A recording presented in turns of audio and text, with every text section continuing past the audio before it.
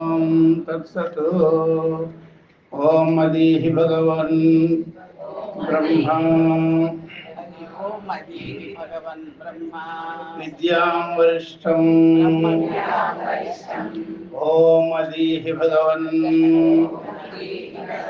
బ్రహ్మ విద్యాం వరిష్టం. సదా సద్భిః సేవ్యమానాం నిగూఢం. యయాచిరాత్ పాపం వ్యపోహ్య పరాత్పరం పురుషముపైతి యాతి విద్వాన్. పరాత్పరం పురుషం యాతి విద్వాన్. తస్మై సోవాచ పితామహశ్చ శ్రద్ధా భక్తి ధ్యాన యోగాదవైః. తస్మై సహోవాచ పితామహశ్చ శ్రద్ధా భక్తి ధ్యాన యోగాదవైః. కర్మణాయన ప్రజయా ధనేన కర్మణాన ప్రజయా ధనేన త్యాగేనైకే అమృతత్వమానసుః. త్యాగేనైకే అమృతత్వమానసుః. పరేణ నాకం నిహితం గుహాయాం. పరేణ నాకం నిహితం గుహాయాం. విభ్రాజతే యద్యతయో విశంతి. విభ్రాజతే యద్యతయో విశంతి. వేదాంత విజ్ఞాన సునిశ్చితార్థాః. సన్యాసయోగాద్యతయ శుద్ధసత్వాః. వేదాంత విజ్ఞాన సునిశ్చితార్థాః. సన్యాసయోగాద్యతయ శుద్ధసత్వాః. ये ब्रह्मलोकेषु परान्तकाले. ये ब्रह्मलोकेषु परान्तकाले. परामृतात् अपरिमुच्यन्ते सर्वे. परामृतात् परिमुच्यन्ते सर्वे. हरिः ओम्. श्री गुरुभ्यो नमः. हरिः ओम्.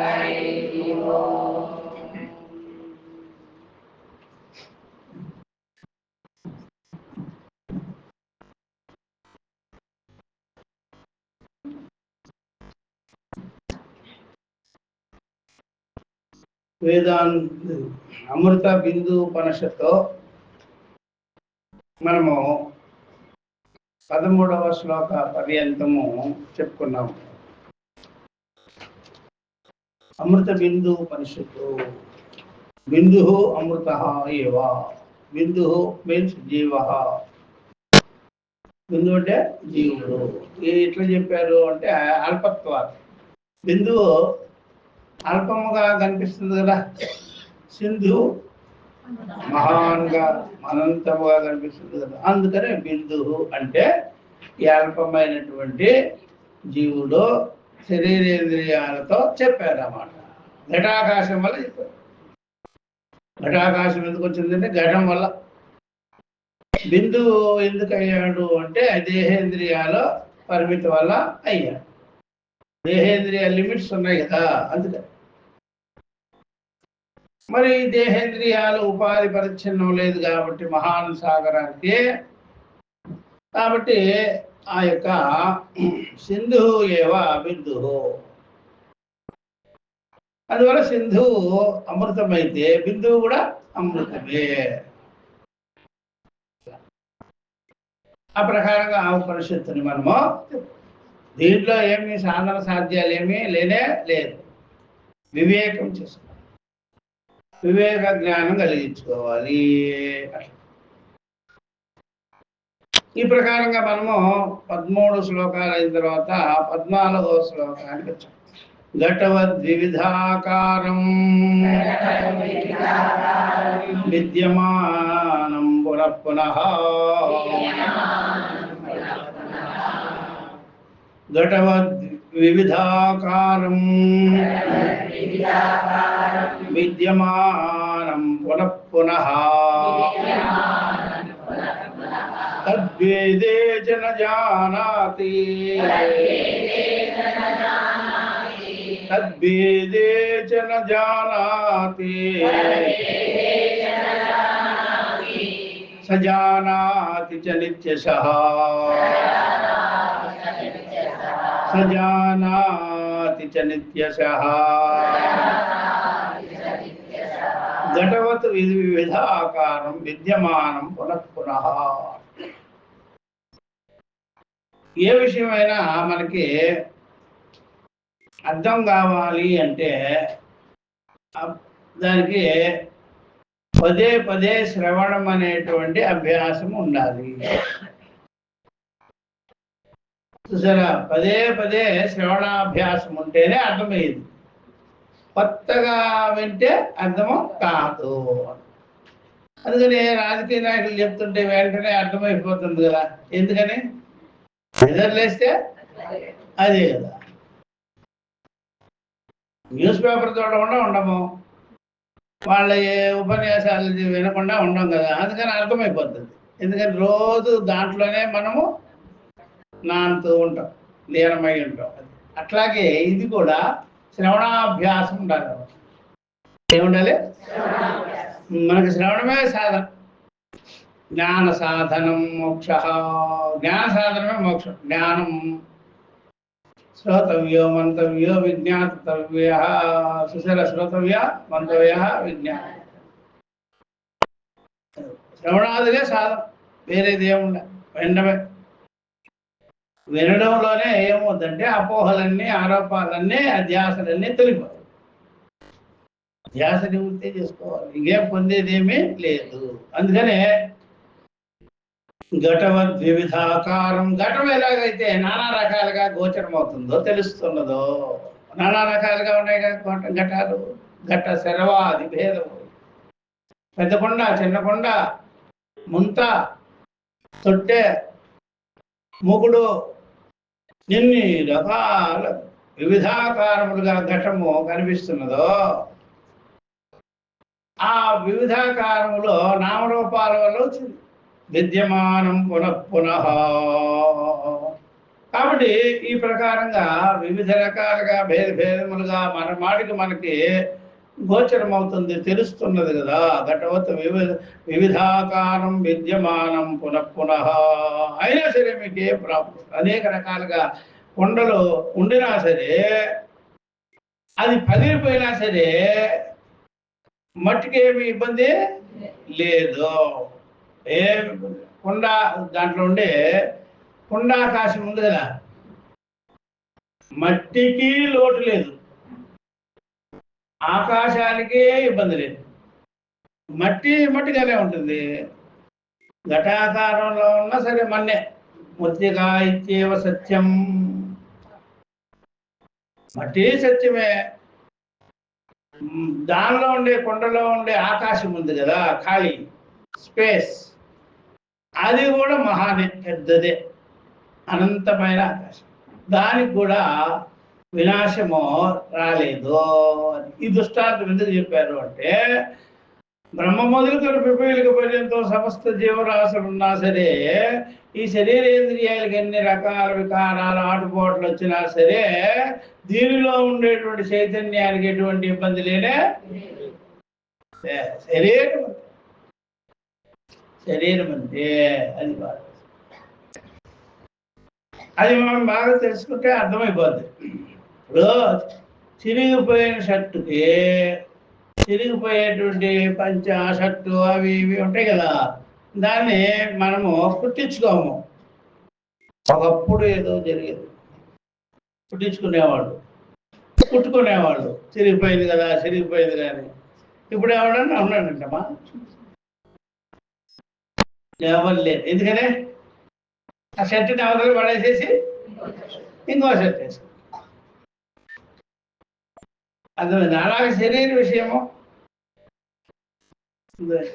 శరీరానికి దీన్ని కుట్టించుకుంటారు, మరి మా అడిగి రిపేర్లు చేస్తుంటారు, దీనికి ఏదో వికారాలు వస్తుంటాయి. దీన్ని అవతల పడేయచ్చు కదా. అవతల పడేస్తే మళ్ళీ ఇంకో శరీరం రాదనేది ఏమి లేదు, వచ్చేది ఇస్తుంది. ఈ శరీరం అవతల పడేసినాం అనుకోండి, శరీరం రాకుండా పోనే పోదు, ఆ భ్రమలో ఉండదు. అర్థమైందా? సూసైడ్ చేసుకున్నా శరీరం వస్తుందమ్మా, రోగానికి చనిపోయినా శరీరం వస్తుంది, జరావస్థలో కానీ శరీరం వదిలిపెట్టినా శరీరం వస్తుంది, ఎట్లాగైనా శరీరం వస్తుంది. సూసైడ్ చేసేసుకున్నాం అనుకోండి, ఆత్మహత్య అంటాం. ఆత్మహత్య దేహహత్య అని. ఆత్మహత్య చేసి అంత ఇదే మీకు. ఆత్మహత్య ఏం జరగదు, మనసుకు కూడా హత్య జరుగుతుంది. మనసు నాశనం కాదు, ఆత్మకి నాశనం లేదు. అందుకని మనోమయాన్ని కూడా మనోమయ ఆత్మ అంటారు కదా, అందుకని ఆత్మ. అది అన్నారో ఇది అన్నారో కూడా జనాలకు తెలియదు. ఆత్మహత్య ఆత్మహత్య అంటే ఆత్మను హత్య చేసుకున్నాడా? ఆత్మహత్య చేసుకునేది శరీరానికే హత్య జరగదు కదా. శరీరానికి హత్య జరిగింది అనుకోండి, ఏమవుద్దమ్మా? ఇంకా మళ్ళా కర్మఫలాలన్నీ అంతే, దానికి లెక్క లేకుండా అయిపోతుంది. లెక్క ఉంది కదా దానికి. అందుకని మనసు చావదు, ఆత్మ చావదు. మనసు చావదు, ఆత్మ చావదు. అందుకని ఆ శరీరము మీరు ఏమైనా చేసుకోవచ్చు, మీ ఇష్టం. విధి చేతిలో లేదు శరీరం, మీ చేతిలో ఉంది. శరీరం ఎవరి చేతిలో ఉందా? మనసు ఎవరి చేతిలో ఉంది? నీ చేతిలో ఉండే. మనం అనుకుంటే మాత్రం సావగలమా అనుకుంటాం. ఎందుకు సాగకూడదు? నిమిషాలు మీద గంగలు అక్కడ నిలబడు, ఎవడు వెనకాల నుంచి సెల్ఫీ తీసుకుంటే నీకు తగులుతాడు, అప్పుడు పడిపోతాం. మనకు సెల్ఫీ తీసుకుంటున్నాడు అనుకో, బ్యాక్ సైడ్ ఉన్నావు అనుకో, నీకు తగిలితే ఇంకోదా. అట్లా ఎవరు పర్మిషన్ అక్కర్లా సావుకి. అర్థమైంది? అర్థాంతరంగా జరిపినారు అయ్యా అంటే కూడా కొడతారు మళ్ళా. ఇప్పుడే నువ్వు ఏదో వస్తువు కొన్నావు షాపులో, మళ్ళీ వెంటనే ఇచ్చేయచ్చు, తీసుకుంటాడు, మళ్ళీ ఇంకోటి ఇస్తాడు. షాపులో తీసుకున్నావు, ఎక్స్చేంజ్ అయిపోతుంది వెంటనే. దీనికి ఎక్స్చేంజ్ ఉంటుంది. వృద్ధాప్యంలో చనిపోయినా ఎక్స్చేంజ్ ఉంటుంది, మధ్యలో చనిపోయినా ఎక్స్చేంజ్, బాల్యంలో చనిపోయినా ఎక్స్చేంజ్. దీనికి మళ్ళీ ఏం ప్రత్యేకం లేదు. ఎవరైనా మళ్ళీ కర్మఫలాలు ఉన్నాయి, వాసనలు ఉన్నాయి, మళ్ళీ పుట్టిస్తాం, మళ్ళీ ప్రకృతి మళ్ళీ పుట్టించేసాం. అందుకని ఇబ్బంది నశింపు లేదు. అందుకనే ఈ ప్రకారంగా నీకు జీవితం ఉంది, ఫర్దర్ జీవితం ఉంది, ఎప్పుడూ జీవితం ఉంది. కాబట్టి మరణం లేదు. చూడు, అవిద్యలోనూ మరణం లేదు, విద్యలోనూ మరణం లేదు. అది స్వరూపత మరణం లేదు. ఈ వాసనలు ఉన్నాయి కాబట్టి మరణం లేదు, వినాశం లేదు. వాసనలు ఉన్నాయి, కర్మలు ఉన్నాయి, భావాలు ఉన్నాయి. అందుకని వదిలిపెట్టే పని. అది ఎప్పుడు అవగొట్టుకుంటావో ఏమో. అవగొట్టుకున్న చూస్తే స్వరూపంగాను ఆ జన్మ. ఇవన్నీ అవగొట్టుకోలేదు అనుకోండి, అలాగే ఉన్నాయనుకోండి, అనేక జన్మలు ఎత్తి కర్మఫలాలు అనుభవించారు. అలాగ ఒక రోజుకి కర్మఫలాలు అనుభవిస్తూ అనుభవిస్తూ అనుభవిస్తూ అనుభవిస్తూ జీరోకి మాత్రం రాదు. అది జీరోకి రాదు. కర్మఫలాలు అనుభవించే కొలది పెరుగుతూ ఉంటుందే కానీ తరుగుదల ఏమీ ఉండదు. పెరుగుతుంది. ఎందుకయ్యా అంటే మనకి కామక్రోధాదులు వస్తాయి. మళ్ళా ఆరోపాలు చేసుకుంటాము. మంచి జన్మ రావాలి, మంచి జన్మ రావాలి, మీరే అడుగుతారుగా. మంచి జన్మ రావాలంట, అది ఆ రకంగా లెక్కలో పడిపోతుంది. మీ సంకల్పాలే మీ జన్మకి కారణము. అది బాధ. ఎనీటే చూసారా, చనిపోవచ్చు, మృత్యువును పొందవచ్చు, రాములోనే ఎనీ టైం పుడతావు కాబట్టి. పుట్టేది ఉంది, చచ్చేది ఉంది. అర్థమైందా? అలాగనమాట.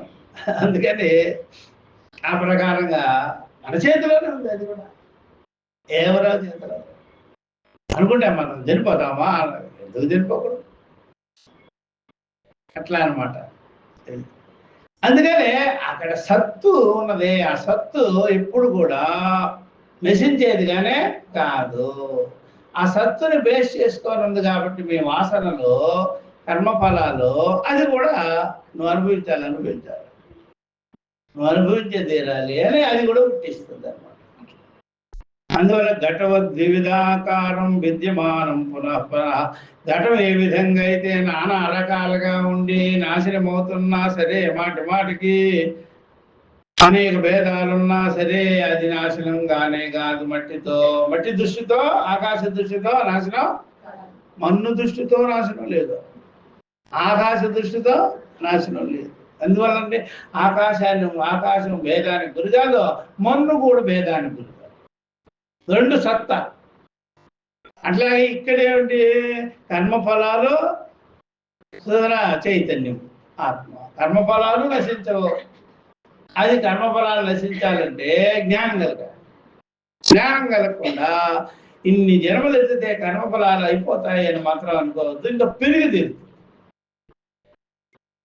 ఎన్ని జన్మలు ఎత్తితే అన్ని యాడ్ అవుతూ ఉంటుంది దానికి, మళ్ళీ ఏదో రకంగా పోదు. అందువల్ల కర్మఫలాలు అనేటువంటిది వినాశమయ్యేది కానే కాదు. అది బాగా తెలుసుకోవచ్చు.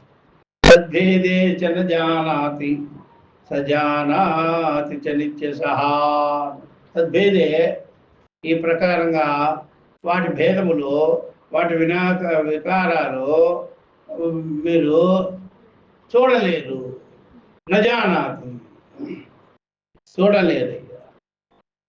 ఎవడైతే వీటినన్నింటినీ కలిపి తెలుసుకుంటాడో, షడ్భావ వికారాల శరీర ఇంద్రియాలకు మాత్రమే ఉన్నది, దేహానికి మాత్రమే ఉన్నది, ఆత్మ చైతన్యానికి లేదు అని తెలుసుకుంటాడే, వాడే జానాతి, వాడే తత్వవిత్. మిగిలిన వాళ్ళు కాదు.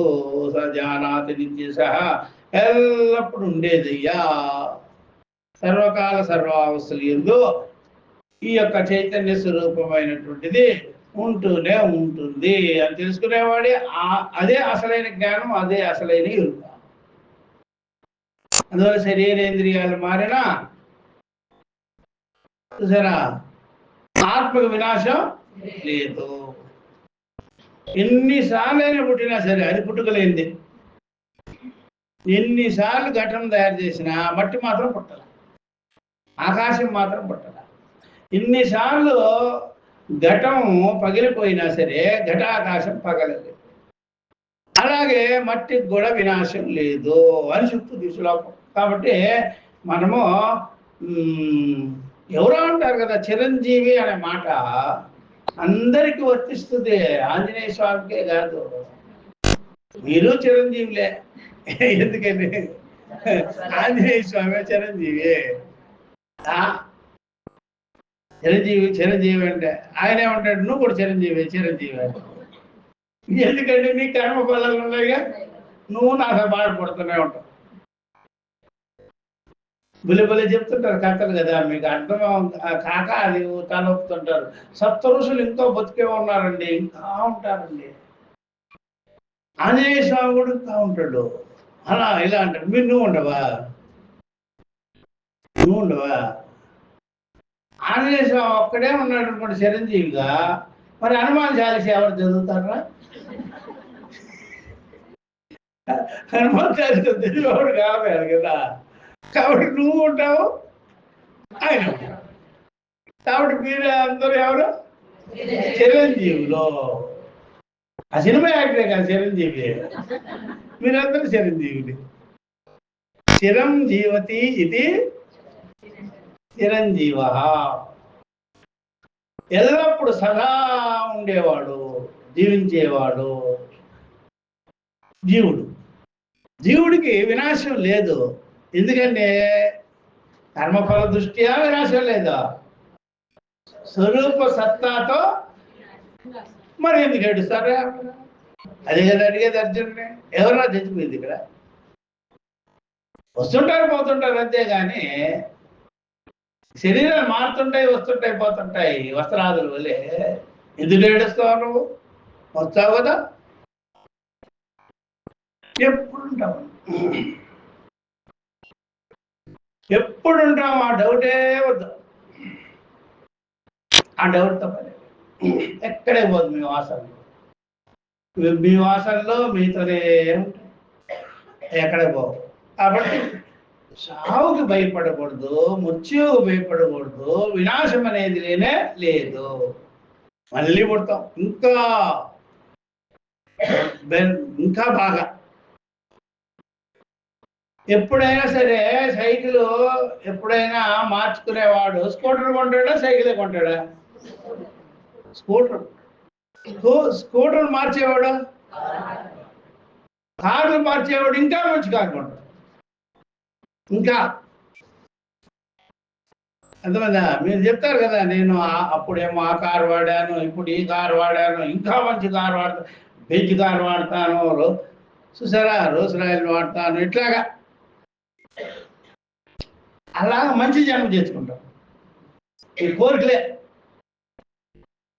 కోరికలు బట్టి ఆ పాత వస్తువుల్ని స్మరించుకుంటూ ఉన్నారనుకోండి, పాపం వీడికి పాత సరుకులే కావాలేమో అంటున్నాడు. కొంతమంది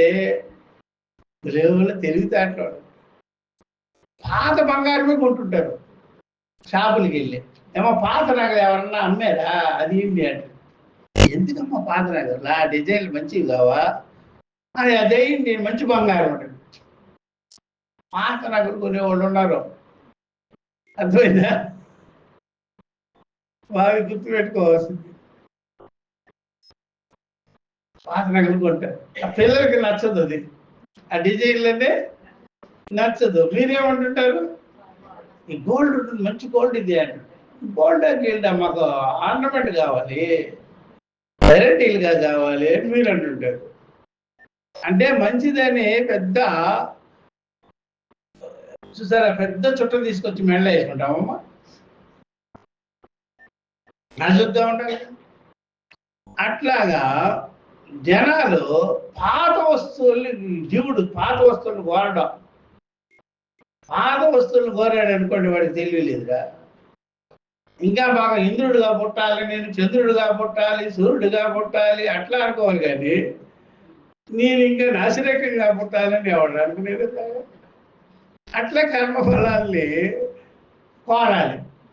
ఇది కూడా శాస్త్రంలో ఉంటుంది. కర్మఫలాలు ఇంకా మెరుగ్గా మెరుగ్గా మెరుగ్గా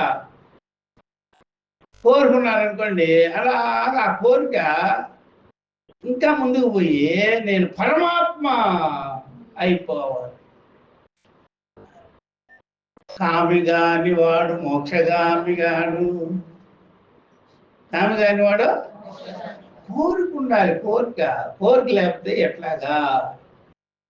కోరిక లేకపోతే ఏం కోరుకుంటాను?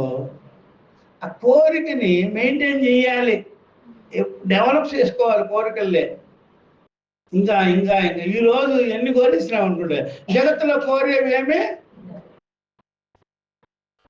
పరీక్షలో కాన్ కర్మచితాన్ బ్రాహ్మణ నిర్వేదమాయాతన సేకృతేన. చాలా పరీక్ష చేసేసావు, ఏం సద్వస్తువే కనిపించటం లేదు దీంట్లో.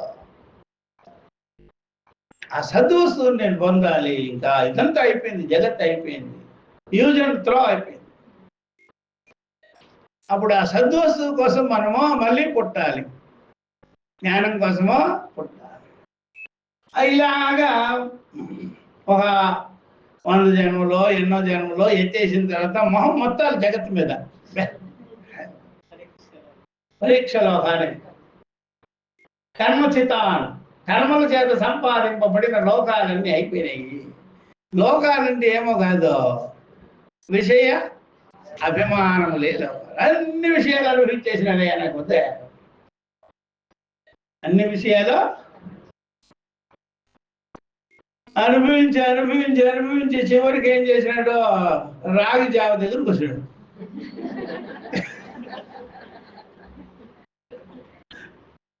మళ్ళీ రాసేది అర్థమైందా? మళ్ళీ అక్కడికి వచ్చాడు రాగి మాట. కాబట్టి అది అసలైంది అనమాట.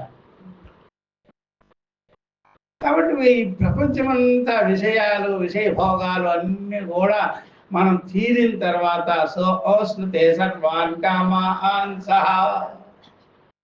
అప్పుడు వాడు ఆత్మకామన చేస్తాడు. అప్పుడు ఏం చేస్తాడు? అందువల్ల కోరికలు తప్పు కాదు. ఏది కోరితే ఇంక కోరకూడదో అది కోరు. ఏది కోరితే ఇంక ఏది కోరే పని లేదు అని. అట్లా కదా మీ ప్లాన్ అంతా ఉంటుంది. చిన్న ముందేమో చిన్న ఇల్లు కట్టుకుంటారు, తర్వాత పెద్ద ఇల్లు కట్టుకుంటారు. ఇట్లా అంచెలంచెలుగా పెరిగి చాలే అబ్బాయి ఏం చేయలేము, చిన్న ఏదో ఒకటి ఉంటే చాలే అది అన్నీ. అందుకని ఏవేవి ఉన్నాయో అన్నీ అనుభవించాలి. అనుభవించి దానిలో సదసద్వివేకం కూడా దోష దర్శనం చేయాలి. దాంట్లో ఎంత ఉంది, మేలు ఎంత అని బాగా విచారం చేస్తే జగత్ అంతా మీరు ఫిల్టర్ చేసేసి ఇంకేమి లేదు అని మీరు తెలుసుకొని యథార్థ జ్ఞానం కొరకు ఉంటారు. సత్యం కావాలి. జగత్తంతా చూసేసి ఇప్పుడు కోరిక లేకపోతే ఇది వస్తుందా చెప్పండి? ఎవరికి ఉందన్నమాట. కాబట్టి కోరికలు తప్పు కాదు. అసలైనది కోరకపోతేనే తప్పు. కోరి కోరి కోరి కోరి చివరికి మూలం ఏంటి, మూల పదార్థం ఏంటి అని కోరుకున్నాం. అప్పుడు అది కూడా తెగిపోదు. అయిపోయింది కదా, నేనే అయ్యున్నాను, నాకంటే అన్యమైనది పొందవలసింది, తెలుసుకోవాల్సింది మరొక్కటి లేదు. ఆత్మానం వేద, తను తాను తెలుసుకుంటాడు, తప్పు లేదు. ఇప్పుడు చెప్పండి, జన్మించేది ఎందుకు అంటే మీకు కోరికలు ఉండబట్టి. ఆ కోరికలు ఎప్పుడు పరిసమాప్తం అవుతుంది, ఆ జన్మ ఎప్పుడు పరిసమాప్తం ఉందంటే అసలైనది కోరికలకి మూలమైనటువంటి తత్వము కోరేవాడెవడు అంటే ఆత్మే కోరుతుంది. కామయితృత్వ స్వరూప స్వభావ. కామయితృత్వ స్వభావం, కామయుత పరమాత్మ ఎవరో తెలుసా? కోరేవాడే అనంట. కామయితృత్వ స్వభావ పరమాత్మ కోరేవాడేనంట. అన్ని కోరతాడు. బహుశ్యాం ప్రజాయేతే సో అకామయత. అన్ని కోరి కోరి కోరి ఈ జగత్తంతా కోరి ఆ కోరిన వాటిలో దూరుతాడు. దూరి అనుభవిస్తాడు. అనుభవించి చివరికి ఎవరులా కోరింది అని అడుగుతాడంట. నేనే అని గురువుగారు, నువ్వే అని అర్థమైందా? నన్ను నేను తెలుసుకోవాలి. ఇప్పుడు మరి కోరిక ముందు నేను తెలుసుకోలేదా అంటే అప్పుడు తెలుసుకోలే.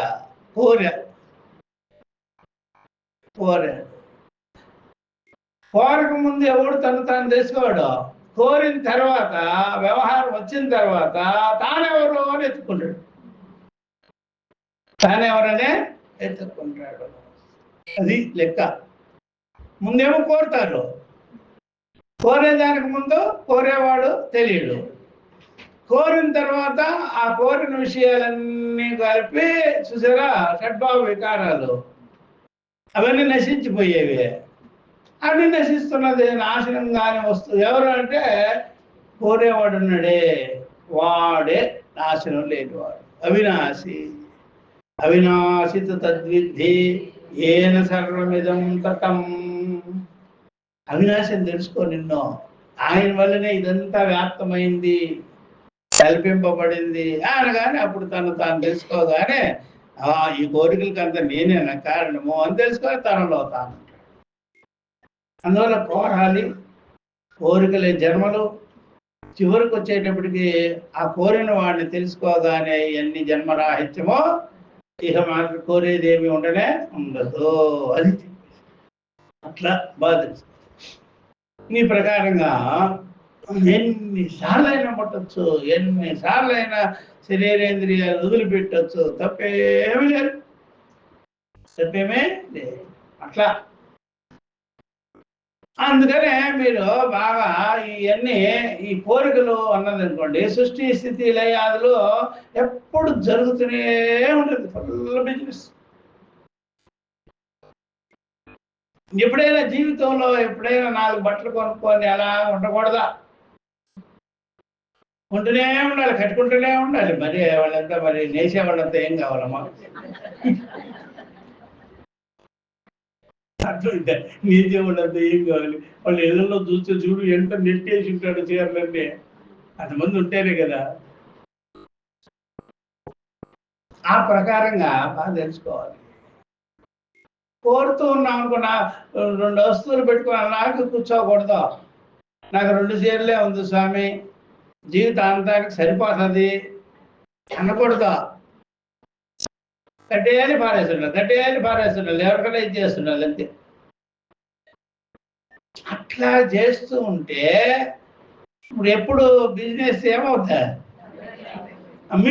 మీకు కూడా ఆనందం కలుగుతుందిగా. రకరకాలుగా ఒకటే డ్రెస్ కోడ్లో ఉన్నారనుకోండి, మీరు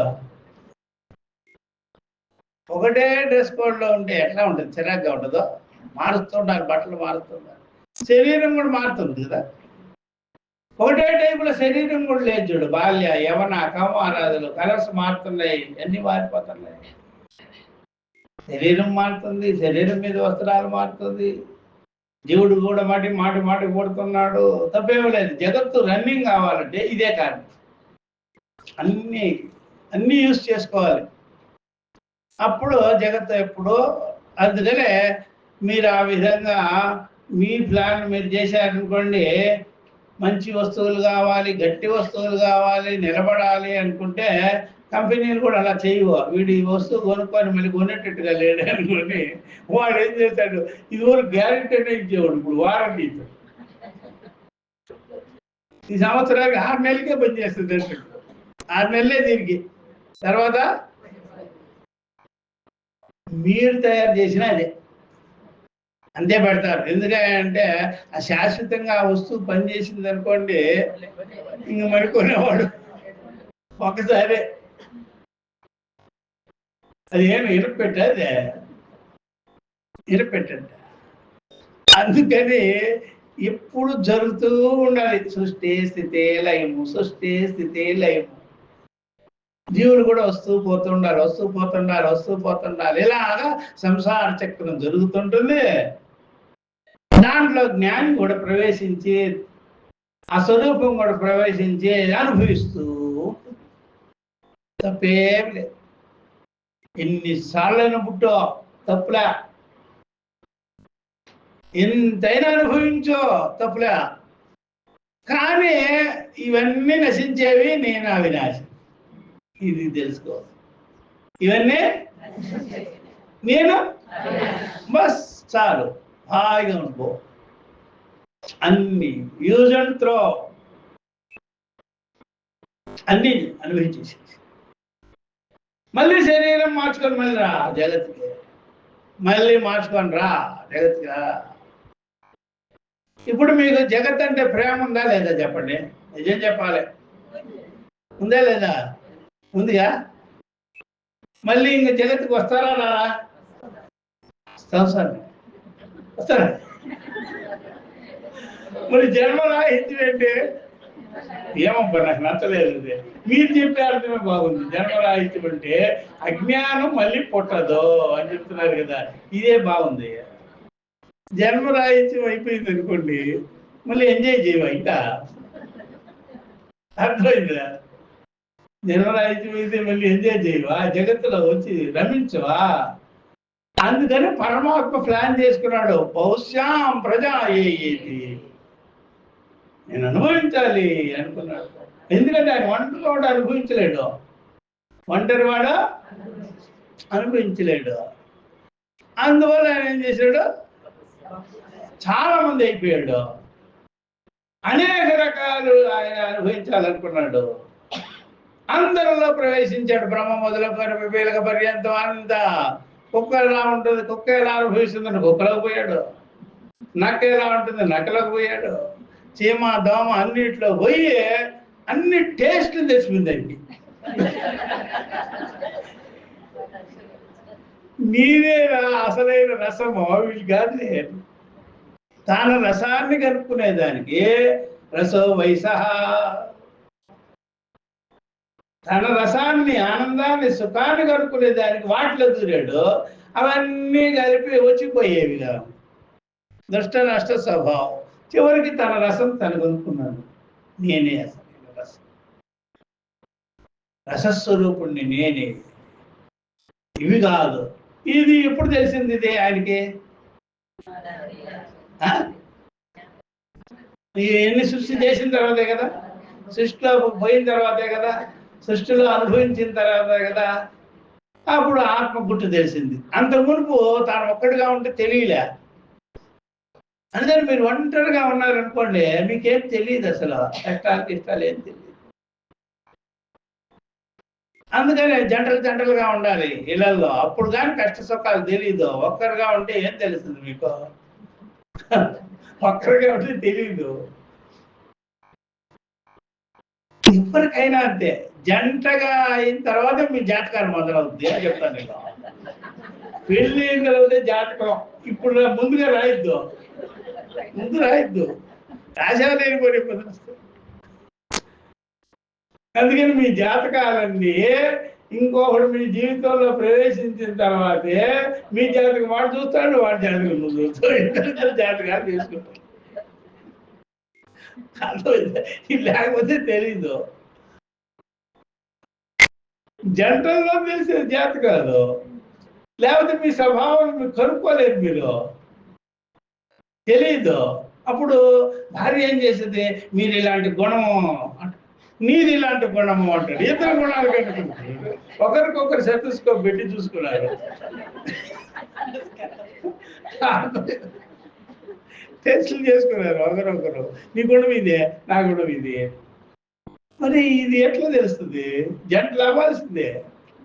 అప్పుడు జాతకం రాసుకో, మా జాతకాలు వచ్చినాయండి ఇప్పుడు, అర్థమైందా? లేకపోతే స్కాన్ చేయదు, పరస్పరం స్కాన్ చేసుకుంటారు. మౌడిలాగా పిల్లమిలాగా స్కాన్లు చేసి స్కానింగ్ అయిపోయింది కదా, అది జీవితం అంటే. లేదు మీరు ఒంటరిగా ఉంటే మీ సంగతి తెలీదు. మీరు గొప్ప అనుకుంటుంటారు కదా, అప్పుడు భార్య మీ గొప్పతనం బయటపడేస్తుంది. మీరేం గొప్పతనం, లేకపోతే నీ సంగతి రాదు అయిపోయా. అందుకని జంటలో ఉండడం అనేది ప్రకృతి ధర్మం అది. అందుకని పరమేశ్వరుడే జంటలు అయిపోయాడు. ఒక జంట అదే అమ్మా, ఎవరో కొంతమంది పెళ్లిళ్ళు చేయిస్తారంట కదా 1000 మందికి, అట్లా ఈయన కూడా అంతమంది అయిపోయి బహుజంటల్ని క్రియేట్ చేసుకుంటాడు, బహుబోహనం. పరమేశ్వరుడు రూల్స్ ఇదంతా. అందుకని వ్యక్తిగా మీరు ఒంటరిగా ఉంటే మీ సంగతి ఎవడికి తెలీదు, ఇద్దరిగా ఉంటే తెలుసు సంగతి. అలాగే మీరు ఇప్పుడు భార్య భర్త ఇద్దరు స్కానింగ్ అయిపోయినారు కదా ఒకరికొకరు. మీ జాతకం ఆమె తెలిసింది, ఆమె జాతకం మీరు తెలిసింది. మీ ఇద్దరు జాతకాలు పిల్లలు బయట పెడతారు.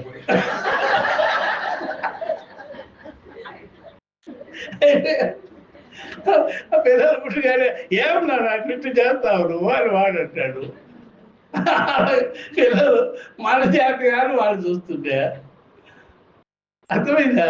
ఇప్పుడు ఇట్లా జాతకాలు బయటకు వస్తాయి, కానీ ఒంటరిగా కూర్చొని ఉంటే ఎవరిది జాతకం. అందుకని మన ఋషులు ఏం తప్పు చేయలే, అన్ని జాతకాలు బయటకు లాగాలి కాబట్టి వాళ్ళు ఈ వ్యవస్థ అంతా పెట్టారు. ఈ పెళ్ళిళ్ళు అవి ఇవి ఒంటరి కాకపోతే నీ ఎవడు నిన్ను చూసేదే, నీ సంగతి తెలిసేది, నీ గుణం బయటపడాలంటే ఇంకోరు ఉండాలి కదా. అప్పుడు వీడు సరి చేసుకుంటాడు. ఇప్పుడైనా చూడండి, మీరు ఒకప్పుడు మీరు ఒంటరిగా ఉన్నప్పుడు ఎంత ఫీలింగ్ ఉండేది మీకు, నేనే గొప్ప అని. జంటగా అయిన తర్వాత మీ సంగతి అప్పుడు మీకేమైంది, కోరలు తీసేసి అయిపోయారు. అది మీ సంగతి బయటపడాలంటే జంటలో కావాలి, జంట అవ్వాలి. పెళ్ళొద్దు అనకూడదా, చేసుకోండి. అలా చేసుకుంటే కానీ నీకు బుద్ధికి ఒక విలువ వస్తుంది. అది ఏమైతే చేసుకొని చూడు, స్కానింగ్ అయిపోతుంది బుద్ధి, బయటపడు. అప్పుడు నువ్వు ఎట్లాగబ్బా సరి చేసుకోవాలి. అప్పుడు ఆ బుద్ధికి బలం వస్తుంది. ఆ ఘర్షణలతో, రాగద్వేషాలతో, ద్వంద్వాలతో యుద్ధం చేసుకుంటాను. చేసుకొని బుద్ధిని స్థిరము బలంగా అయిపోతుంది. బుద్ధి వ్యవహారం లేకుండా, ఈ భార్య బిడ్డల బంధాలు ఏమి లేకుండా నీ బుద్ధికి బలం రాదు. అందుకనే ఏ ఇంట్లో అయినా సరే ఏదో ఒకటి తగిలిచేసేయాలంటే. అందుకనే ఆ తండ్రి ఎప్పుడైనా సరే కూతురికి చెప్తుంటాడు, నువ్వు ఊరికే వెళ్ళి అల్లరి చేస్తున్నావు, ఏదో గాడిద ఇచ్చి తగలబెడతాను నిన్ను, తగిలిచ్చేస్తాడు ఏదో గాడిద అని తండ్రి చెప్తుంటాడు.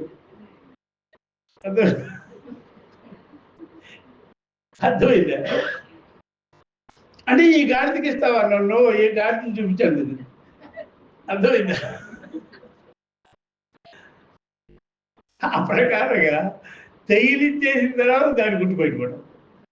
లేకపోతే తెలియలే, నేనే గొప్ప అనుకున్నావు కదా, ఇప్పుడు తెలుస్తుంది. ఈ ప్రకారంగా ఈ వ్యవహారం అంతా కరెక్టే. బుద్ధి సాధన, బుద్ధి బలము, ఇవన్నీ కలుగుతుంది. తప్పేమి లేదు, జరిగేవన్నీ కరెక్టే. అందుకని అది ఇది వదిలిపెట్టుకొని రాకూడదు. దేనికి దాన్ని పరిత్యాగం చేసే పనే లేదు. నీకు లోపల ఉండేటువంటి అహంకారం, మమకారం, మోహం ఇవన్నీ బయటకు వస్తాయి, అప్పుడు పరిత్యాగం అయిపోతుంది. అంతకుముందు నువ్వు అలాగా లోపల పెట్టుకొని నీవు గొప్ప నిప్పులాగా ఉంటుంది నీకు, అప్పుడు అర్థం కాదు. అందుకనే ఎప్పుడైనా సరే అంతఃకరణంలో ఉండేటువంటివి ఏవేవి ఉన్నాయో చదాలన్నీ ఇంకో మనిషితో చేరినప్పుడు తెలుస్తుంది. అందుకని ఉమ్మడి కుటుంబాలన్నీ మంచివే.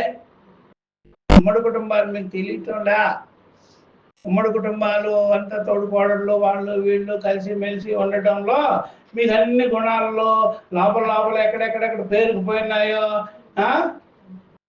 యాంజియోగ్రామ్ చేస్తేనే కదా తెలిసేది ఎన్ని బ్లాక్లు ఉన్నాయనేది. ఇది కూడా అంతే, ఎన్ని బ్లాక్లు ఉన్నాయన్నీ బయటపడిపోతాయి దెబ్బకి.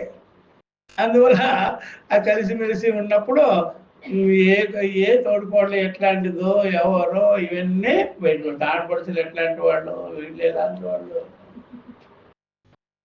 అందుకని ఇవన్నీ గుణ పరిశోధన కోసమే పెట్టారు ఋషులు. మనం అది ఏకాగ్గా ఉండడము ఏం తెలుస్తుంది మీకు? ఏకాగ్గా ఉంటే అందరితో కలిసిమెలిసి ఉన్నప్పుడే అన్ని బయటకు వస్తాయి. కాబట్టి తప్పు లేదు జన్మలో. ఎన్ని కుండలైనా చేసుకో, నీకు మట్టికి వినాశం లేదు. ఎన్ని ఘటాలన్నా తయారు చేయి, ఘటాకాశానికి వచ్చిన ఇబ్బంది ఏమీ లేదు. కాబట్టి ఎన్ని జన్మలు ఎత్తినా సరే చైతన్య స్వరూపుడైనటువంటి ఆత్మకు ఏమి ప్రాబ్లం లేదు. అందువల్ల క్షేత్రేషు క్షేత్రజ్ఞ, శరీరేషు అశరీర, నవద్వార పురేదేహినైవ కర్ణం నకారయననే జ్ఞానం దొరుకుతుంది.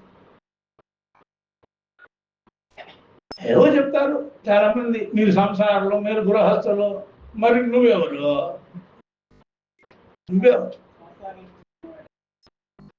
సంసారాలకు పుట్టిన వాళ్ళే కదా వాళ్ళ, మరి ఏంటే అట్లా. ఎప్పుడు గృహస్థుడు చూసారా సాధువుల్ని పోషించేవాడు. ఎవరు పోషణలో ఉంటారో? గృహస్థుల పోషణలో. ఎవరు నిన్ను చూసుకునేది? ఇంకో సాధువు వచ్చి ఇంకో సాధువుని పోషణ చేయడం. ఎందుకనే నీకు పోషకుంటే నాకు పోషణ. అర్థమైందా? దీంట్లో ఏమవుతాయా? కాబట్టి ఇంకొకరు వచ్చి నీకు గృహస్థులు వచ్చి వాళ్ళు మనమంత కర్తవ్యము సంసారాన్ని నడిపించే వాళ్ళము. సంసారాన్ని నడిపించేది వాళ్ళే కదా. పరమేశ్వరుడు గృహస్థుడైనప్పుడే సంసారాన్ని పాలన పోషణ చేయగలుగుతాడు. అసంసారిగా శరీరేంద్రియాలు లేకుండా కాలదేశాలు లేకుండా సచ్చిదానంద స్వరూపుడైన పరమాత్మ సంసారాన్ని రన్నింగ్ లో పెట్టలే. ఏం పెట్టలేదు. పరమాత్మ ఇవన్నీ కానీ కాల దేశ వస్తువులని దేహాలని బ్రహ్మ మొదలుకొని వివేక పర్యంతమైనటువంటి శరీరాలలో ప్రకాశించినప్పుడు మాత్రమే ఈ సంసార జగత్తుకు యాక్టివ్నెస్ వస్తుంది, రన్నింగ్ లో వస్తుంది. సాగు పుట్టుకుంది లేకపోతే రాదు. కాబట్టి జన్మలు తప్పు కాదు. అజ్ఞాన జన్మ తప్పు, వివేక జన్మ వివేక జన్మ ఉండాలి, అజ్ఞాన జన్మ ఉండకూడదు. జ్ఞానంతో జీవించుకో, ఎంతకాలమైనది జ్ఞానంతో జీవించుకో. అప్పుడు మీకు మంచి జీవితం, ఫస్ట్ క్లాస్, తప్పేం లేదు. అందువల్ల ఈ జగత్తుని ఎప్పుడైనా మనం ప్రేమించాలి, జగత్తుని ఇష్టపడాలి. మీరు ఇష్టపడితేనే జగత్తులో జీవించగలుగుతారు. అందుకని ఎప్పుడు కూడా అట్లా అనుకోకూడదు, జగత్తు లేకుండా పోవాలి. ఎవరెవరో చెప్తుంటారు చూడండి, ఈ యుగాంతం అయిపోద్దండి. ఎక్కడ యుగాంతం లేదు, గిగాంతం లేదు. అర్థమైనా? ఈ బ్రహ్మకుమారులు చెప్తున్న డేట్లు పెడుతూనే ఉంటారు, అది ఎవడెవడో చెప్తుంటాడు. ఇది వరకు కూడా ఇదిగో కలియుగాంతం అయిపోయిందండి. వాళ్ళు ఇవ్వలేదు, ఏం లేదు బా, ఊరికే ఉట్టి మాటలు. కలియుగలేదు, ఏమి లేదు, ఉత్తిదే. జగత్తు అంతే. ఆ జగత్తు ఎట్లాంటిది? సృష్టి, స్థితి, లయం, అంతే. ఈ మూడు మాటలే కరెక్ట్. కలియుగము, ద్వాపర యుగము, త్రేతాయుగము, ఆయుగము, ఈ యుగము అని క్యాలెండర్లకు పేరు పెట్టుకున్నట్టే. ఆది సోమ మంగళ బుధు అయ్యింది. అర్థమైందా? అయ్యేదండగా. ఏం ఆది సోమ మంగళ లేకుండా జీవించలేరా? జీవించలేరా చెప్పండి. ఆది సోమ మంగళం ఉండాలా? ఎవరు చెప్పింది? అర్థమైందా? అట్లా ఉదయం లేచామా, కాఫీ తాగామా, తర్వాత టిఫిన్ తిన్నామా, తర్వాత మళ్ళీ రాగిజావ తాగామా, తర్వాత మధ్యాహ్నం భోజనం చేసామా, తర్వాత రాత్రి భోజనం చేసినామా, అంతే. ఇది ప్రతి ఆదివారంలో చేసింది ఇదే, సోమవారంలో చేసింది ఇదే, మంగళవారంలో చేసింది ఇదే. ఇంతే కదా ఉండేది. మళ్ళీ ఆది సోమ మంగళం ఎందుకే? కలియుగం, ఆయుగం, ద్వాపర యుగం ఎందుకయ్యా? ఉండేది సృష్టి, స్థితి, లయాలి, బస్. ఇంకేమి లే.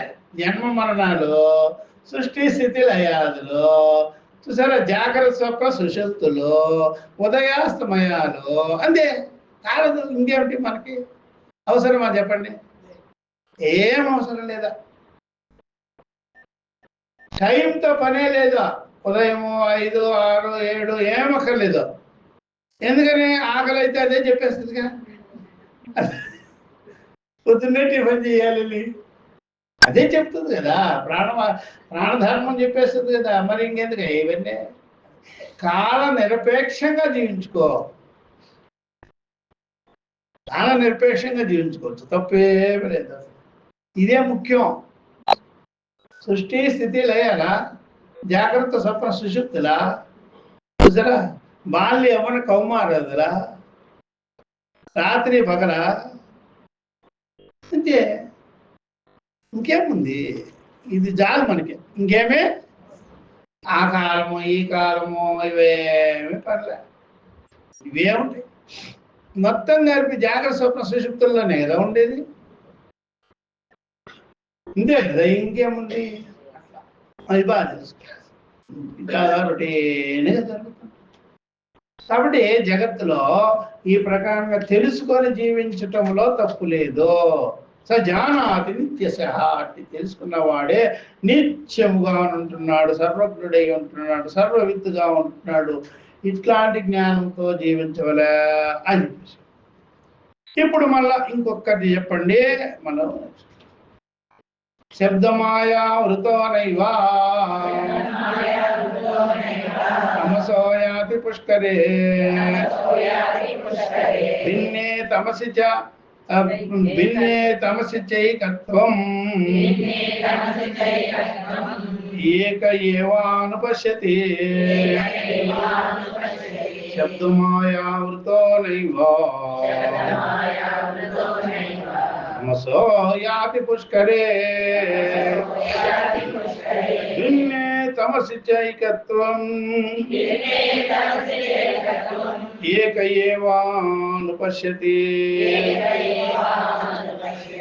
కాబట్టి ఇవన్నీ కూడా మీకు వాచారంభణం వికారో నామధేయం శబ్దమాయావృతోనైవ తమసో యాతి పుష్కరే.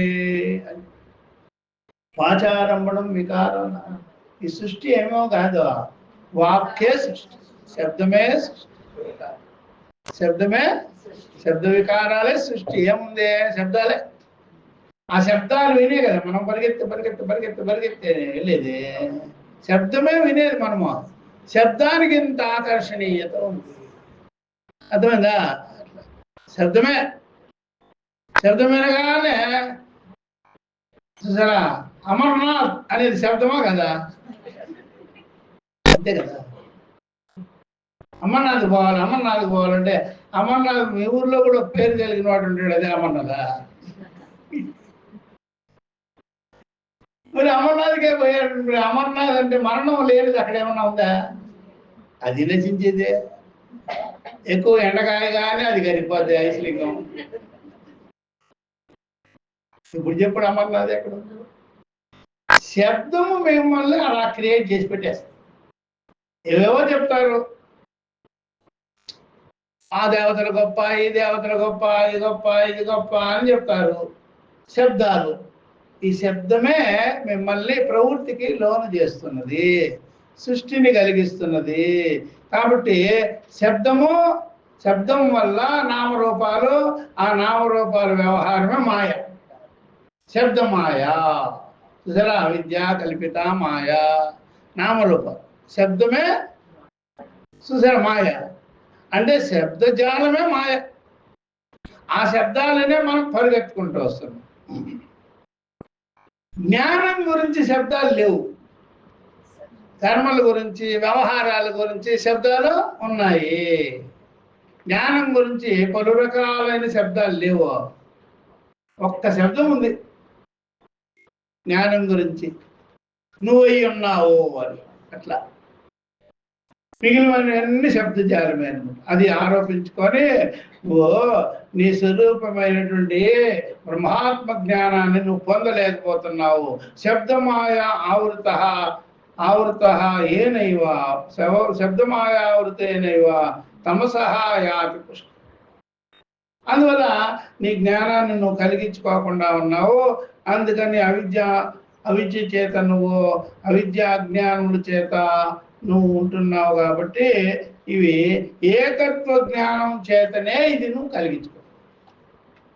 నీ స్వరూప జ్ఞానము ఏకత్వ జ్ఞానం వల్ల, అద్వితీయమైన జ్ఞానం వల్ల నువ్వు తెలుసుకోగలవే కానీ లేకపోతే ఈ శబ్దాలలో పడి ఉంటావు. అందువల్ల జగత్తులో అన్ని శబ్దాలే ఉంటాయి అన్నమాట. శబ్దాలలో పడిపోతాం. శబ్దాలు ఎలా ఉంటుంది? నామ రెండు శబ్దాలే, నామము రూపం. రూపం అంటే కూడా శబ్దమే, నామం అంటే కూడా శబ్దమే. నామరూప వ్యవహార శబ్దమాయ, నామరూపాల వల్లే. అందుకని ఆ పేర్లు వినే మీరు పరిగెత్తుంటారు చూడండి, అవునా కదా? పేర్లే వినేది పరిగెత్తు. ఆ పేర్లు విశేషంగా చెప్తుంటారు, గొప్పగా చెప్తుంటారు. అది చెప్పేటప్పుడు మీరు పరిగెత్తు పోతుంటారు. చూసారా? అందుకని శబ్దమాయ ఆవృత శబ్దమాల చేత కప్పబడిందయ్యా నీ జ్ఞానమో నీ స్వరూపమో. అందుకని నువ్వు నీ స్వరూప జ్ఞానాన్ని కలిగించుకోలేకపోతున్నావు. ఎప్పుడైతే ఇవన్నీ తొలగించుకుంటావో శబ్దమాయాదులంతా కూడా ఆ శబ్దమ స్పర్శమ రూపమ వ్యయం కథారసం నిత్యమగంధవశ్చేతు. ఈ విధంగా శబ్దాదులు లేవో, శబ్దస్పర్శ రూప రసగంధాదులు లేవో, ఇవన్నీ కూడా కల్పింపబడినవి, వాచారంభణమైంది, వాక్కు చేత కల్పించేసినారు, ఇవన్నీ మాటల గారడి అని మీకు అర్థమైన వెంటనే ఆ మాటల గారడిలో పడనే పడరు. మన స్వరూపానికి మాటల గారడిలా, స్వరూపం కాని విషయాలకి మాటల గారడి ఉంటుంది. అట్లాగే ఉంటాయండి, ఏవో చెప్తారు అట్లా. ఇప్పుడు ఎవరినైనా మనం క్వశ్చన్ చేసినాం అనుకోండి, ఒకవేళ మనం అడిగితే సరిగ్గా వాళ్ళు బాగా చింతన చేయలేరు. నువ్వు పలానా గుహకు పోతున్నావు, అమర్నాథ్ గుహ, ఆ గుహ, ఈ గుహ, కైలాసం పోతున్నావు అంటే మరి అక్కడ ఉండేవాళ్ళకి అది లేదా? అమర్నాథ్ అంటే ప్రాధాన్యత తెలియదు. నువ్వు ఆ శబ్దాన్ని బాగా అట్లా పట్టించేసినావు, వాడు అట్లాగా వినలే, వినలేదు. అందుకని వాడు ఏం చేశాడంటే తుపాకులు తీసుకొచ్చి నేను కాలుస్తున్నాను. వాడికి అదే పని.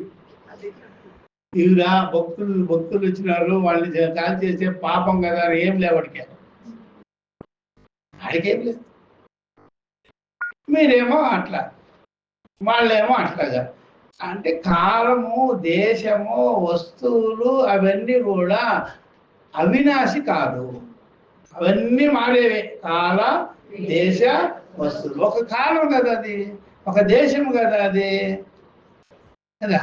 ఇప్పుడు తెల్లారికి పోవాలంటే ఎప్పుడైనా సరే దీపావళి తర్వాత పోగలరా? అయ్యా అడిగి పెడితే అంతే. మీరేమైపోతారు అంతే, జడగట్టుకొని పోతారు అన్నమాట. దీపావళి తర్వాత అడుగు పెట్టి చూద్దాము, అక్కడోడే పారిపోతుంటే ఇన్ని బిడ్డ తిరుక్కుంటారు. అర్థమైందా? కాబట్టి నీకు సర్వకాల సర్వాస్తులు ఎందు ఉండేటువంటి పరమాత్మ కాదు అది. టైం, ఒక టైమో ఒక దేశమో అంతే తప్ప ఎప్పుడు ఉండేది కానీ ఆ టైము అక్కడ పోయి ఆ స్థలంలో మీరు భావన చేసుకుంటారంతే. ఆ భావన ఎక్కడైనా చేసుకోవచ్చు. అది అందుకని మరి అవన్నీ ఎందుకు పెట్టారు అంటే నలుగురు మరి యంత్రాంగం అంతా జరగాలి కదా, వ్యవహారం అంతా జరగాలి కదా, వ్యాపారాలన్నీ జరగాలి కదా, ఇంతమందిని మీరు పోషించాలి కదా. దేవుని బతికించేదాన్ని కాదు, ఎవరిని? ఆ కేదారేశ్వరుడి పేరుతో ఈ కేదారేశ్వరుని బతికించేదానికి. ఇట్లా ఆలోచన చేసినా తప్పే లేదు. ఎంతమంది నా మూలంగా బతుకుతున్నారు. ఏదో సేవ, ప్రజాసేవ. ఇప్పుడు ఇది ప్రజాసేవ అవుతుందా లేదా? మరి రాజకీయ నాయకులు ఏం ప్రజాసేవ చేసినట్టు చెప్పు. కాశీకి పోతే ప్రజాసేవ చేశారు, మీరు రామేశ్వరం పోతే ప్రజాసేవ చేశారు, బద్రీ కేదార్ యాత్రలు చేసే ప్రజాసేవ చేశారు. మీరంతా ప్రజాసేవలోనే ఉన్నారు. ఇంట్లో కూడా ప్రజాసేవ చేస్తున్నారు భార్య బిడ్డలకి. కాబట్టి ఎక్కడికి పోయినా సరే ఏం చేస్తున్నారు? ప్రజాసేవ చేస్తున్నారు. మన రాజకీయ నాయకులు ఏం చేసినారయ్యా? ఇంత జగత్తునే మీరు రన్నింగ్ లో పెడుతున్నారా లేదా? రన్నింగ్ లో పెడుతున్నారా లేదా? మీ వల్ల ఎంత జరుగుతుంది ఏమిట్రా అది గుర్తుపెట్టుకున్నారనుకోండి, మా వంతు కర్తవ్యం అయింది అని బాగా చేస్తున్నారు. ఏ గుడి గోపురానికి దేనికి పోయినా సరే, ఏ పుణ్యం, ఏ రకమైన వ్రతదానాదులు చేసినా సరే, పూజలు చేసినా సరే, ఇవన్నీ ఇంక్లూడింగ్ ప్రజాసేవ. అగరబత్తులు వెలిగించినారనుకోండి, ప్రజాసేవ కదా, పరమాత్మ సేవ కాదు అది. అంటే మీరు ఏ రూపంలో పరమాత్మను కొలుస్తున్నారో? ప్రజల రూపంలో. ప్రజల్ని ఇలాగ బతికిస్తున్నారు అని పరమాత్మ అలా బతుకుతున్నాడు. అందరి లోపల ఉండి అగరబత్తులు కొనండి, కర్పూరం కొనండి, బట్టలు కొనండి, పువ్వులు కొనండి, యాత్రలు చేయండి, ఇవన్నిటికీ ప్రజలే బాగుపడుతున్నారు కదా. మళ్ళీ వాళ్ళు ఎంత ఉపాధులు దొరుకుతున్నాయి, వ్యాపారాలు చేసుకుంటున్నారు, తింటున్నారు, తాగుతున్నారు.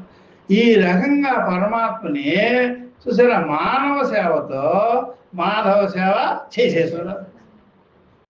మానవ సేవే ఇక్కడ ఏమంటాడు, మానవ సేవ అంటే స్వామి నేనేమనుకున్నానంటే అన్నదానం చేయడము,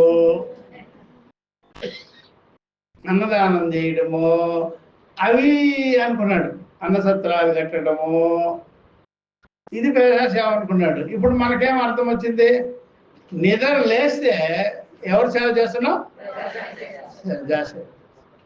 నిద్ర లేచినప్పటి నుంచి ప్రజాసేవే చేస్తున్నది. మీరు ఏది అగ్గి పెట్టుకున్నా సరే ప్రజాసేవ అదే. కాఫీ దాగో, టీ దాగో, ఇడ్లీ ఇదేనో ఏమన్నది ప్రజాసేవే. మరి డబ్బులన్నీ ఎవరికి అయ్యేది? మీరు కొనే వస్తువు మీద బతుకుతున్నారా లేదా జనము? ఉత్పత్తి అవుతున్నదే కదా. మరి ప్రత్యేకంగా ఏమిటి చేసేది? ఇదే ప్రజాసేవ. బాగా ఖర్చు పెడుతున్నారు, అందరు బతుకుతున్నారు ఇట్లా. కాబట్టి ఈ రకంగా మీరు సర్వభూతములలో ఉండేటువంటి పరమాత్మ తత్వాన్ని మీరు గౌరవిస్తున్నారు, పూజిస్తున్నారు. ఇట్లాగా పరమేశ్వరుడు కూడా అన్న శరీరాల్లోనే దూరున్నాడు. తసృష్టో తదేవాను. భగవంతుడు కూడా సృష్టి చేసి సృష్టిలోకి ఏర్పాడు, సృష్టిలోకి చేరుకొని అనుభవిస్తున్నాడు. మీరు ఈ సృష్టికి మీ పని మీరు చేస్తున్నారు కాబట్టి పరస్పరం చేసేసుకుంటున్నారు. కాబట్టి మీరు ఏ ఊర్లో ఉన్నా సరే, ఏ పని చేసినా సరే ప్రజాసేవలోనే ఉన్నారు. మీకు వాళ్ళు చేసేవాళ్ళు చేస్తున్నారు, మీరు చేసేది చేస్తున్నారు. ఎట్లాగా అన్నారు, అంగట్లో కూర్చున్నామంటే ప్రజాసేవ, లేకపోతే ప్రజాసేవ చేయటం లేదా చెప్పండి? అంగట్లో కూర్చున్నా ప్రజాసేవ చేస్తున్నారు. ఎందుకని?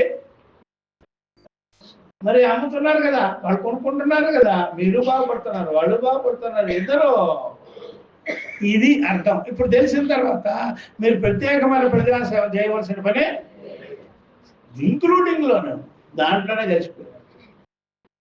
ఇంట్లో చేయండి, బయట చేయండి, వ్యాపారాలు చేయండి, ఉద్యోగాలు చేయండి, ఈ జగత్తులో ఏమి చేసినా సరే ప్రజాసేవ.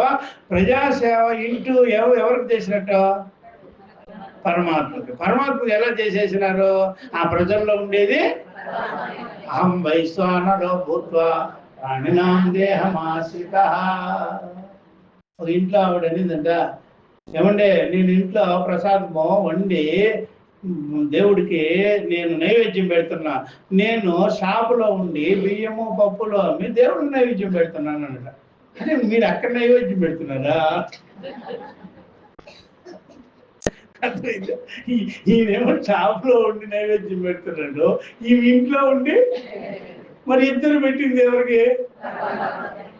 ఇప్పుడు చెప్పండి, బరాబర్ అయిపోయిందా? మరి మీరు ఎప్పుడో పూజకి రారు, దానికి రారు, దేనికి రారు అని అడిగాడట. మరి నీ పూజకి సామాగ్రి నేనే పంపించేదే. పూజకి సామాగ్రి నేనే కదా పంపించేది. మరి సరిపోయిందా లేదా? మరి మరి చెట్టు సేవ చేయడం లేదా? పూలు ఇస్తున్నాను కదా, నా సేవ కూడా అదే. పండ్లు ఇస్తున్నాను కదా, నా సేవ కూడా అదే. గాలి ఇస్తున్నాను కదా, నా సేవ కూడా అదే. నీళ్ళు ఇస్తున్నారు కదా, నా సేవ కూడా. అన్ని భూతములు అన్ని అందరూ కూడా ప్రజాసేవలోనే ఉన్నారు పరస్పరము. ఇదంతా పరమాత్మ సేవ. ఇప్పుడు చెప్పండి, పుణ్యమా పాపమా? పుణ్యము లేదు, పాపము లేదు, అంతా పరమాత్మ సేవ. పరమాత్మ ఈ పుణ్య పాపాలు భావాలు ముందో, పుణ్య పాపాలు భావాలు ముందు వెళ్ళిపోవాలి. పుణ్యము లేదు, పాపం లేదు, ఇది మాటలేవన్నీ. పుణ్య పాపాలు పోయినాయి అనుకోండి, విధి నిషేధాలు పడిపోయినాయి. విధి నిషేధాలు పుణ్య పాపాలు పోతే మంచి చెడులు పడిపోయినాయి. చేసే పనంతా కూడా పరమాత్మ అయితే మంచి ఏంటరా చెడు ఏంటరా? ప్రతి రూపంలో కూడా పరమాత్మ సేవలోనే ఉన్నారు మీరు. చెట్టు రూపంలో, పుట్ట రూపంలో, గాలి రూపంలో, నీళ్లు రూపంలో. బస్ ఇక పుణ్య పాపాల మాట ఎత్తకో, గా పనిచేయి. మంచిదే కదా. పుణ్యపాపాలు మిమ్మల్ని భేదాన్ని క్రియేట్ చేసేది. మీ పనులు కర్తవ్య కర్మలు ఉన్నాయి జరా, కర్తవ్య కర్మలు. గీతలో కూడా ఉంది కదా, నాకు ఈ ప్రకారంగా వాళ్ళు చేస్తుంటారు. గీతలో కూడా వచ్చింది చూడండి. అంత బ్రహ్మణ్యాదాయ కర్మాణి సంగం తెక్వా కరోతి యః. సంగం తెక్వ అనగానే పుణ్య పాపాలు వదిలేడు అని అంటాం. సంగం తెక్వ అంటే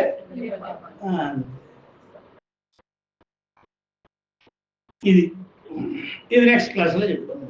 ఓం సహనావతు సహనౌ భునక్తు సహ వీర్యం కరవావహై తేజస్వినావధీతమస్తు మా విద్విషావహై. ఓం శాంతి శాంతి శాంతి. హరి ఓం శ్రీ గురుభ్యో నమః. హరి ఓం తత్సతు.